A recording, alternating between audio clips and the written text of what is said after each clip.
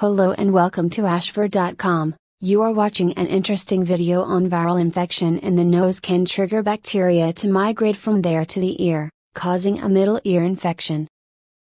Please read this disclaimer carefully. According to a new study conducted by health economists at the University of East Anglia and the Centre for Diet and Activity Research in the UK, walking or cycling to work is better for people's mental health than driving.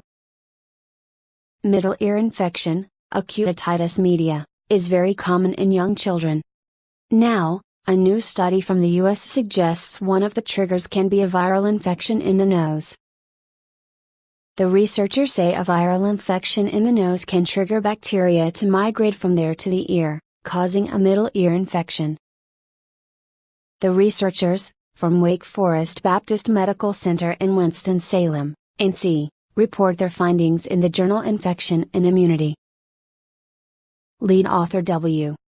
Edward Swords, professor of microbiology and immunology at Wake Forest Baptist, says we all have bacteria in our noses and most of the time they cause no problems.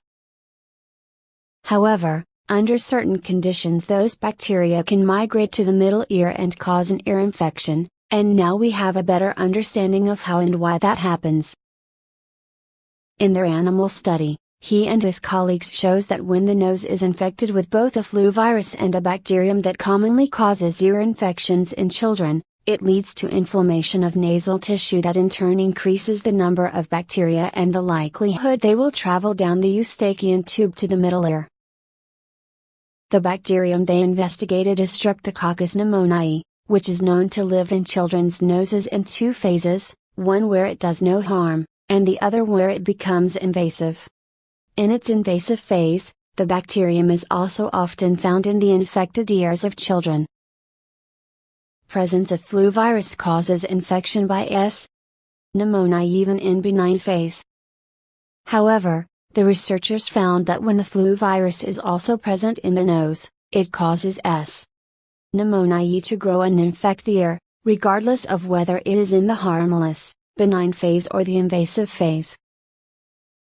Professor Swords says the findings suggest that a flu infection modifies the response of the immune system to this particular bacterium, enabling even the type that has previously been considered benign to infect the middle ear. Middle ear infection in children is a big and costly health problem in Western countries.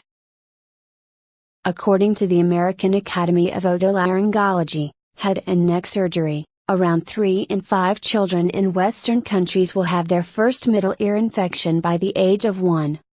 By their 3rd birthday, this figure will be over 4 in 5, and all children will have had at least one episode by the age of 5.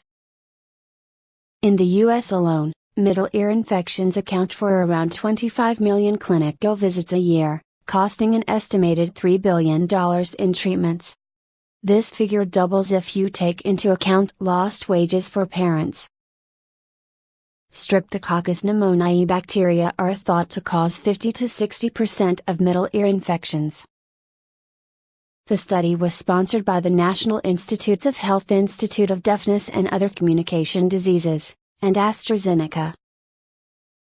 In March 2014, a study published in the journal Science that found the human sense of smell can detect more than 1 trillion odors, far more than previous studies have indicated. The researchers said we have more sensitivity in our sense of smell than we realize and we do not use it in everyday life. References